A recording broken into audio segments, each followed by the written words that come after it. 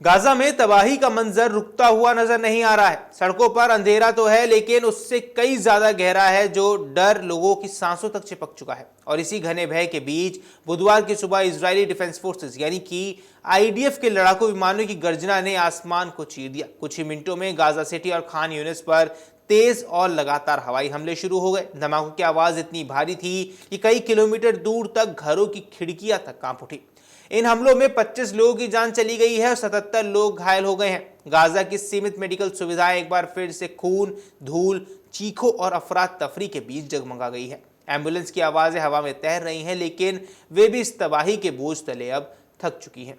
यह हमला भी ऐसे समय पर हुआ है जब एक दिन पहले ही इजराइल ने दक्षिणी लेबनान में स्थित एक फिलिस्तीनी शरणार्थी शिविर पर एयर स्ट्राइक की थी।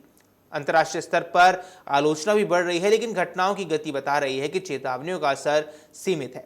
मीडिया रिपोर्ट्स कहती हैं कि अमेरिका की मध्यस्थता से जिस युद्ध विराम पर सहमति बनी थी, उसके बाद भी इजराइल अब तक गाजा में 393 हमले कर चुका है और इन हमलों में 280 लोग मारे गए हैं और 672 लोग घायल हुए हैं। यह आंकड़ा गाजा के हालात की गंभीरता को स्पष्ट करता है। एक ऐसा इलाका जहां हर नई सुबह मौत का डर लेकर आती है और हर रात उम्मीद को थोड़ा और कमजोर कर देती है।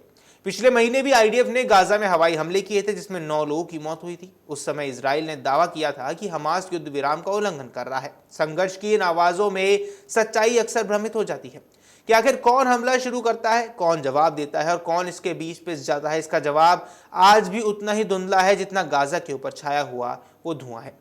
इस ताजा हमले पर इजराइल के प्रधानमंत्री बेंजामिन नेतन्याहू की प्रतिक्रिया भी बेहद सख्त और आक्रामक रही है। उन्होंने सेना को आदेश दिया है कि गाजा पर तुरंत और जोरदार हमला किया जाए। मीडिया रिपोर्ट्स बताती है कि इजराइल ने यह जानकारी अमेरिका को पहले ही दे दी थी, जैसे ही एक कूटनीतिक औपचारिकता भर हो, जिसके पीछे दर्जनों जानें दांव पर लगी हुई थी। इधर रफा क्षेत्र से आई खबरों ने हालात को और तनावपूर्ण कर दिया है। एक इजरायली सैन्य अधिकारी ने दावा किया है कि हमास के लड़ाकों ने वहां तैनात सैनिकों पर आरपीजी और स्नाइपर से हमला किया है। इस हमले के जवाब में इजराइल के रक्षा मंत्री इजराइल कॉटेज ने चेतावनी जारी की और कहा हमास को इसकी भारी कीमत चुकानी होगी और इजराइल इसका जोरदार जवाब देगा। ये एक ऐसी चेतावनी है जो इस क्षेत्र में पहले भी कई बार दी गई है और हर बार उसके बाद सिर्फ हमला, तबाही और बेघर हुए लोगों की संख्या में इजाफा हुआ है।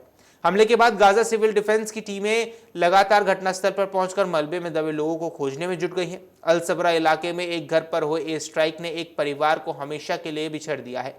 3 महिलाओं और एक पुरुष की इसमें मौत हुई है। शवों को जब निकाला जा रहा था तो चारों ओर मौजूद लोग रोते हुए बता रहे थे कि वे सब कुछ एक पल में खो बैठे हैं, बिना किसी चेतावनी, बिना किसी वजह को समझे। आपको बता दें, खान यूनिस में स्थिति और भी ज्यादा दर्दनाक रही। एक और हवाई हमले में 5 लोगों की मौत हो गई, जिनमें 2 छोटे बच्चे और एक महिला शामिल थी। उनकी उम्र इतनी कम थी कि वे शायद ये भी नहीं समझ पाए होंगे कि उनके ऊपर आसमान में उड़ने वाले विमान ने क्यों अचानक एक बम बनकर उनके सिर पर गिर पड़ा।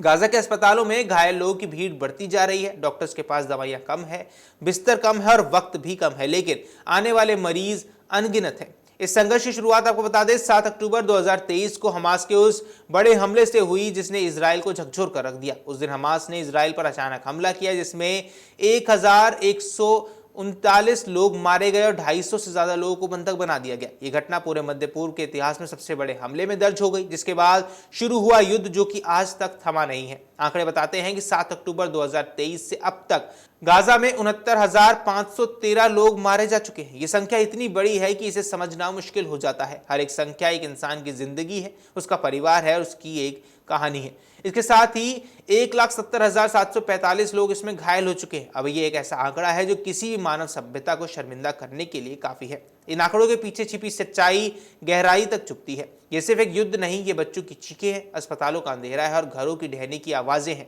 स्कूलों का टूटना, मस्जिदों का खामोश होना और उन लोगों की आंखों में बसी निराशा जिनके पास अब सिर्फ 2 चीजें बची हैं, डर और इंतजार। अगर आप ये वीडियो YouTube पर देख रहे हैं तो हमारे चैनल को सब्सक्राइब कर बेल आइकन दबाएं और Facebook पर देख रहे हैं तो हमारे पेज को लाइक करें।